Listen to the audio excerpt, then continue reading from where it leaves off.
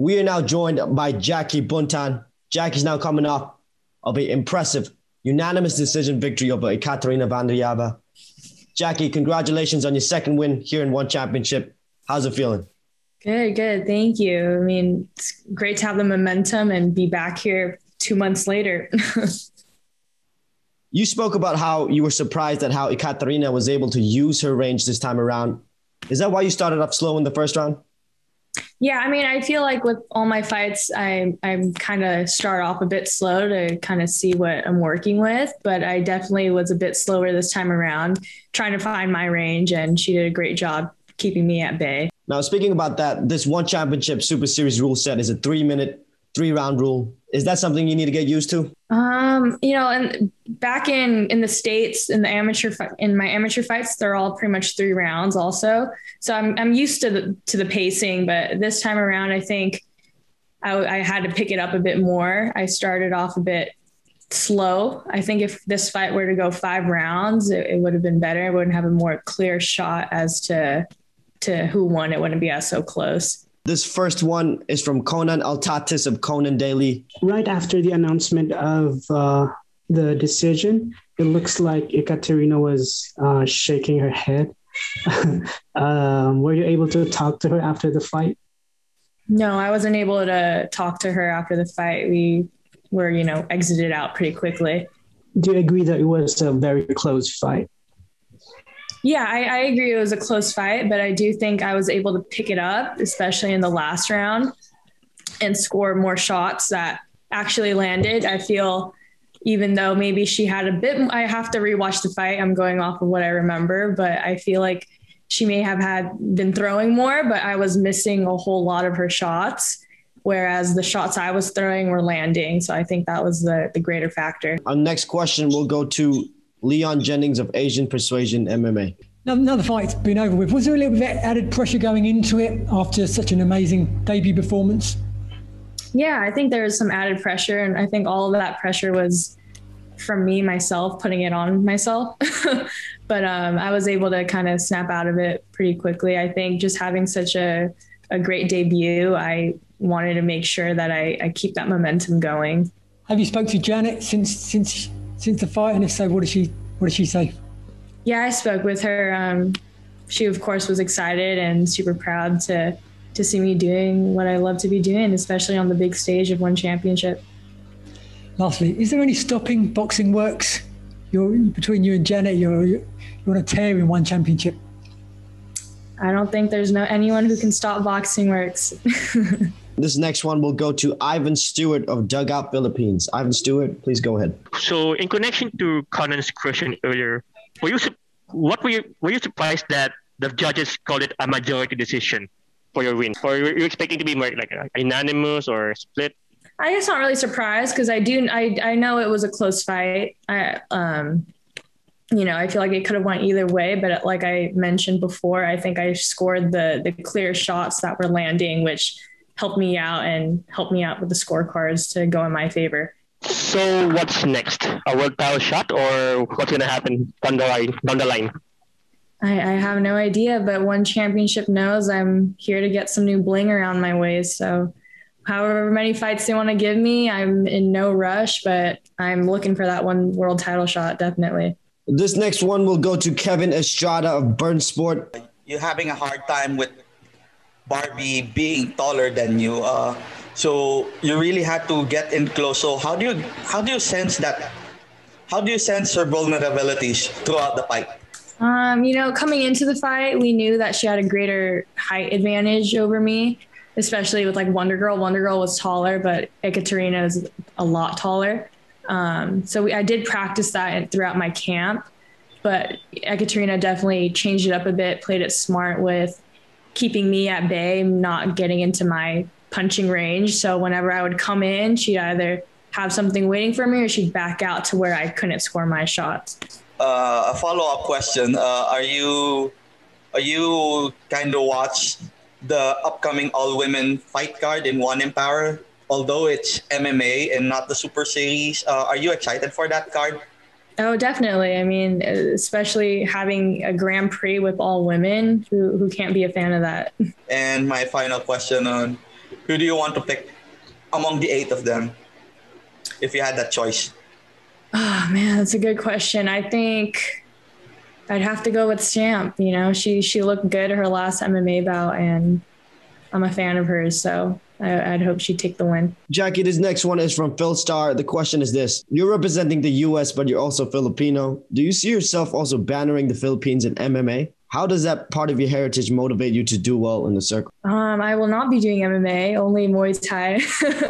But yeah, I mean, I was born and raised in the U.S., which is why I represent the United States. But I'm Filipino. I have Filipino blood in me, and my sisters and parents were all born there. So it feels amazing having the Filipino nation rocking behind me. It feels great. It definitely adds on to my confidence as a fighter. There's a large roster of Filipino mixed martial artists in ONE Championship. Do you follow any of them? I don't follow any of them. I know some of them though, but I know most of them are kind of like the MMA and the MMA game versus like the Super Series. Right. We got this next question from My MMA News. Dylan Bowker, you're up. I'm just kind of curious here with this sophomore effort here, just one where you were able to adapt and make the adjustments. Is that in a way almost more satisfying than the debut effort just because you were able to show the fight IQ and overall ability? I think so. I mean, I can say I was definitely, I think I could say I was definitely more, happy with my performance, my debut, but I was definitely also happy with this performance because like you said, I was able to adjust, even though it was in the later rounds, I was able to adjust and score more and get the win. And also you were referencing aspirations earlier for garnering some gold. I'm curious, has ONE communicated to you any path towards a world title from here on out at all? They haven't. Like, I know my division's still fairly new, the strawweight division.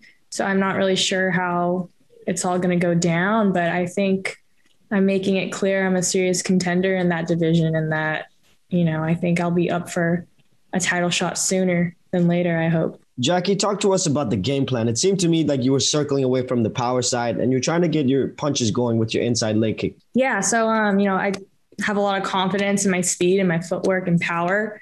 And we knew coming into this fight, those would be the greater factors.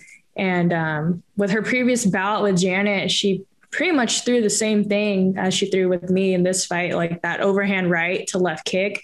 She was throwing a lot of those. So we had to make sure that I wasn't circling or going into that to my left, going into her right hand. But I think that my feints and footwork were able to get her, especially like the second and later rounds. And that kind of helped open up certain shots for me.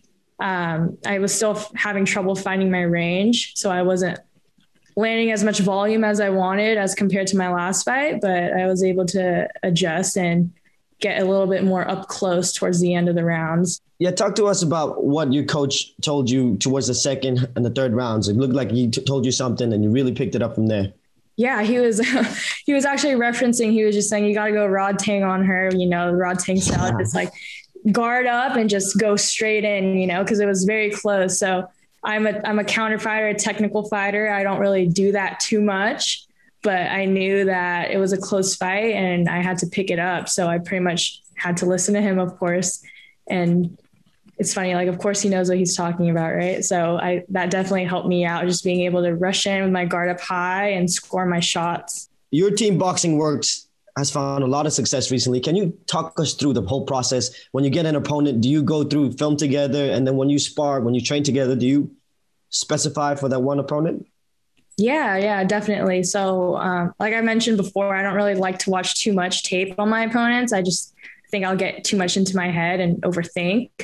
But my coach will probably he'll definitely send us some of their previous bouts. And if we want to watch it, we can watch it. He, of course, watches it all and he comes up with that game plan.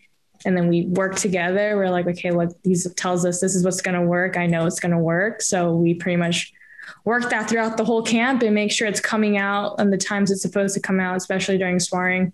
Talk to us about the whole amateur scene in America where you and Janet herself are a big part of. Do you guys still actively help out in that area? Yeah, I mean, as of right now, there's no amateur fights going on in California due to COVID. but they're starting to open up in different states in the US. So a lot of people are able to get work out in the tournaments. And we have one of my teammates, actually, she's competing in an amateur tournament later this week. So we definitely love to always help out the amateur team and other amateur fighters outside of boxing arts, because we were them, before. I got to ask you about your training partner, Janet Todd. You guys seem to be very close. What's next for her? Have you guys talked about it? We haven't talked about it. I know, she's looking for that Muay Thai belt, which I believe, I don't know yet, but I believe she'll be up for that shot soon, given her last win, which was a fantastic win. I don't know if they're going to go through the route of giving her that Muay Thai title shot next or defending her kickboxing belt next, but whatever it is, I know she's going to be ready for it. Talk to us about this travel situation that you got to fly in. You're flying back to San Diego. Is it San Diego where you guys are based? Los Angeles. Los Angeles. Has it been hard to get over that jet lag when you compete? Do you feel that? No, not really. It's funny. Like coming here, I'm able to adjust fairly quickly. It's always like going back home where I feel like a zombie. I get super jet lagged when I go back home to LA, but coming here to Singapore, I'm able to adjust pretty well. I don't really have problems with it. Big victory for you. How do you celebrate it after this win? I ate some brioche French toast. That was the best way I could celebrate it, especially during a quarantine. All right. One more question before we let you go. When you get home to LA, what are you doing? Oh man, I'm just going to have a chill day. I know I arrived back Saturday night, so just in time for Sunday brunch. I live by the beach, so I'll be able to walk my dog with my boyfriend and just have a Sunday where I don't have to worry about, my diet or training or recovery. I could just sleep in, eat, and be a homebody. What's the first thing you're going to eat when you get home? Oh man, being in California, I've been craving tacos. So tacos are definitely the number one thing I'm going to get when I land back.